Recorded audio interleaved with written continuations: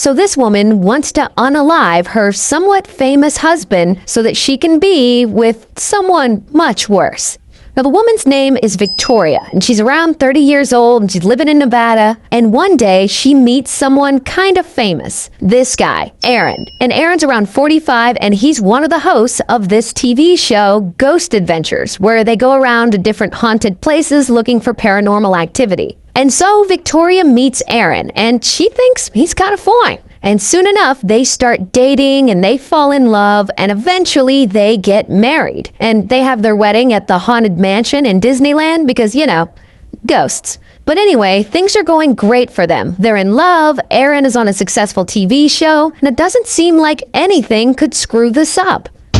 Until a few years go by, and for some reason, though they haven't been married that long, Victoria starts feeling lonely. Maybe it's because Aaron's off filming his show all the time, or maybe it's because she's jealous of the attention he gets and she doesn't. I mean, I'm speculating here. We don't really know why she's lonely. But Victoria starts becoming unhappy. The thing is, it seems like Aaron doesn't really know that she's feeling this way. I mean, maybe she's just not communicating this with him. But one day in 2024, everything changes because she's watching this true crime docuseries, a docuseries about this guy, Grant.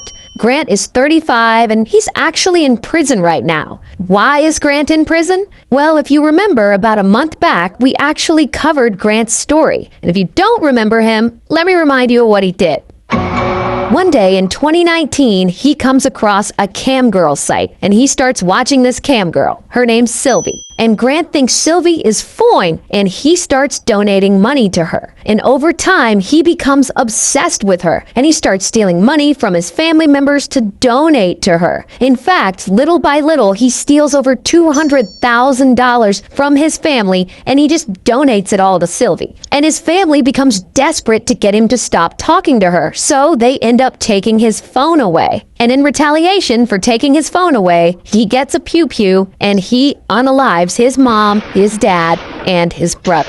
So for that, he gets convicted and he gets life in prison, which he is currently serving. Here's the crazy thing though. Prison hasn't actually stopped Grant from being obsessed with women. I mean, he's kind of well known now. Like, his story is famous. He's had a whole ass docuseries made on him. And because of that, I guess women around the country have been writing to him while he's in prison. Like, oh my God, you're so fine. As if he didn't just get convicted of murdering his whole family because he couldn't have this cam girl. No, these women want him. Like, sometimes he'll have phone contact with them and he'll respond all creepy like, hi, my precious little kitty. I want so many more pictures and videos. Man, this is just amazing that I get to see you like this. Those beautiful little that I just want to get bite on. Buh. So yeah, I guess in prison, he got game.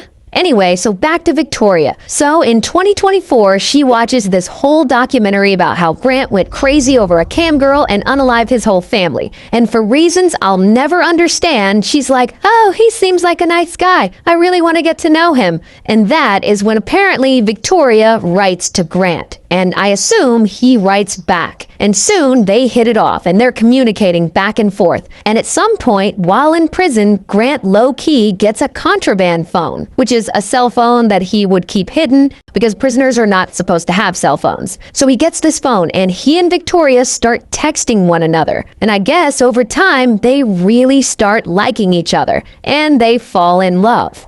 Now, keep in mind, she's still married to Aaron. So now she's having like a full-blown emotional affair. And she starts texting Grant about how she wants out of her marriage and how she'd rather have a life with him, while poor Aaron, who from the reporting I've read, is universally described as a nice guy and a big teddy bear. This guy has no idea any of this is going on. He apparently believes nothing is wrong with his marriage to Victoria and that everything is going great. Because while Victoria is around Aaron, she's pretending that it is. Now, this is where things get really messed up. So Victoria and Grant are texting back and forth all the time, and they allegedly come up with a plan to get rid of Aaron for good.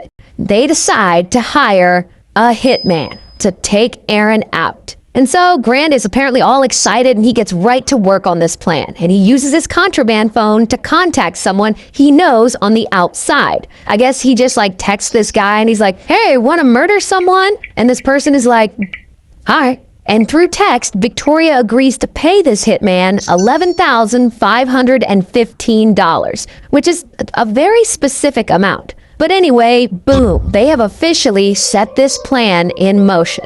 Meanwhile, in front of Aaron, Victoria is still pretending everything is fine and that she's happy in this marriage. Like on Instagram, she posts pictures of them together on a plane, while he's still oblivious. Like on their wedding anniversary, he posts a picture of their wedding saying, 2 years ago today, I got to marry my best friend. I'm so lucky to have you in my life. While at the same time, she's texting Grant, talking about the hit that they're about to pull off and saying things like, I'm so anxious, Lolo. I just can't believe it's happening. And then she asks, am I a bad person? While Grant's like, of course not, baby. Why would you think that? And she's like, because I chose to end his existence, not divorce. And by the way, I didn't make these texts up. These are word for word what they texted each other. Anyway, so the date of the hit approaches, and Victoria and Grant and this hitman all make their preparations. And they allegedly tell the hitman they want Aaron to be unalived while he's out of state, while he's on location filming Ghost Adventures in California. Then Victoria texts Grant Aaron's schedule and his shooting locations, the make of his car, a picture of him. She's also able to give away his exact location with the Find My app. And so Grant sends all this information to the hitman. So now the hitman has everything he needs to get the job done. Then Grant allegedly texts that Aaron's asleep right now in the hotel room, signaling the hitman that he should move forward. Then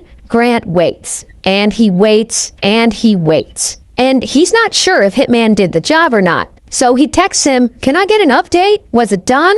And that is when everything falls apart. Because suddenly, boom, correctional officers at the prison bust Grant for having a phone that he's not supposed to have, and they take it away from him. And as of now, we don't know what happened to Hitman. Like, we just don't have that information yet. But Aaron is still alive, thank goodness. So the hit didn't work. But now Victoria can't communicate with Grant because he doesn't have his phone. So she doesn't know what the hell happened or what's going on. So she just goes on about her life and keeps pretending like her marriage is fine. For months, she's posting on her Instagram, like her and Aaron on Valentine's Day, mini golf with my Valentine. She's posting about the Lego set she built for him. She posts this picture with their cat, cuddle puddle with my boys. See, that's Aaron's leg, that's her leg, and that's his hand on her leg. So to the outside world, everything seems to be going fine for them. So this goes on for several months. And this whole time, prison admin has Grant's contraband phone. And eventually, they start going through it. And that is when they see all these texts between him and Victoria talking about hiring a hitman to unalive her husband. And so, bam, police go and they arrest her. And I don't have a mugshot, but here's a picture of her in real life.